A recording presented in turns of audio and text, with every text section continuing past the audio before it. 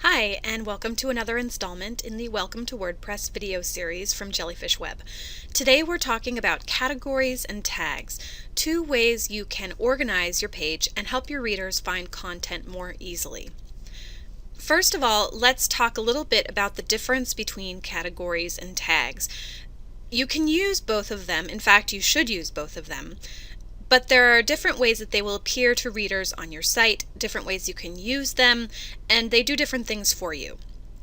So first, let's talk about how you're going to see categories and tags on your site in a WordPress blog. If I go over to my Appearance screen and to the Widgets menu, you can see that two of my available widgets are Categories right here and a Tag Cloud. So I automatically get to use tags and categories as potential widgets in my sidebar, but they look different. Let's see an example. Here in Don't Mind the Mess, I use a tag cloud. You can see it right here. These are different topics that I cover, and these are the tags that I have. They cover a wide variety of topics, and it's not uncommon for me to tag individual posts with multiple tags. For example, you can see right here I have a post tagged with 3 different things. This way, a reader can find specific topics, but they have a lot of choices ahead of them. The categories, when displayed as a widget, is going to show as a drop-down bar or potentially a list, but it will not be a cloud. So here I've gone over to my Red Letter Read site, and here we're using our categories as a way to organize books by genre. This is a book review site, so for our categories widget here, you can see we have it as a drop-down, and it's organized by the type of book. Our tags are something totally different on this site. Here we divide our tags up by who is reviewing it. You can still use both categories and tags to find different things, but we're using them to organize in different ways. So, what's the benefit to you of using one over the other? Well, the categories and tags, as we said, will look different in widgets, but let's go to our menus to talk about something that's even more important. Now, under your Appearance menu, right down here, the third one down is Menus. You may not have looked at this much, but it's really useful and really important. If we click through to Menus, you can see here that I'm allowed menus within my theme. The one I have right now has actually 3 different menus I'm allowed, but this will vary from theme to theme. Now, what I mean by a menu is something I can use in different places on the page. So for example, my theme allows me to have a navigation bar in 3 different places. And by navigation bar, what I mean, if we go back to Don't Mind the Mess, is this lovely nav bar at the top. You may have noticed a lot of sites may have 2 nav bars, one on top of the other, one on the very top of the header, one below the header.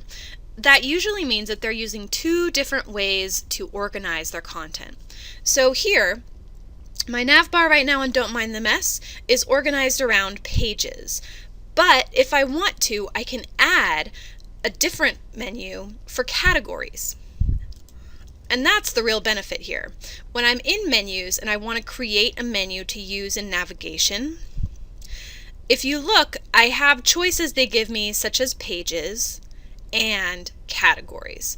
So this allows me to select different things to go into my menu. So here I've created a menu of categories where I have 2 different things in it.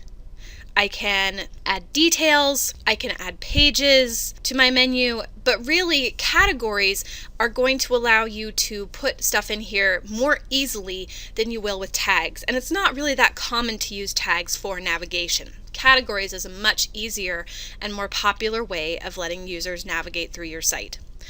If you do want to use something different like a tag, you can go over to this custom link menu and input the tag URL and give it a name. You may be wondering, wait, what's my tag URL? Well, let's take a look. If we go to our Posts menu, you see that you have categories and tags listed here. If I click through to tags, here you can see what my tags are. I can add them in my post, or I can add them in this screen where I can add a new tag. I get the name of the tag. The slug is what we use to actually give it a web URL. and the description, which may or may not be shown. So, for example, if I want to use my autism tag, I can click here, View, and hey, here's my URL for all my autism tagged posts. So that means that if I want to use this in a menu, this is the URL I'm going to want to use, or if a user clicks the autism tag, this is what's going to pull up when they get it. All my posts that are labeled with autism. Generally, people have more tags and less categories. Categories tend to be larger, more general, and tags tend to be more specific. People tend to give something 1 or 2 categories, but maybe any number of tags for individual posts. You can be flexible and use this the way it works best for you, but you may want to take a look at how you have things categorized and organized now and consider maybe changing it. If you ever want to make a change to a post, if you take a look, in all posts, you'll always have your categories and tags listed for each post you've done. I have several posts that are uncategorized because I'm not using a category to inventory them and just using tags. If you want to edit categories and tags, you can actually use this quick edit button, which we haven't talked about before, and here I have my category and tag menus pulled up right away. This is really nice. I don't have to go into the entire edit screen to make changes. So that's the basics on using categories and tags to help organize your website. We hope you'll be back for another video with Jellyfish Web.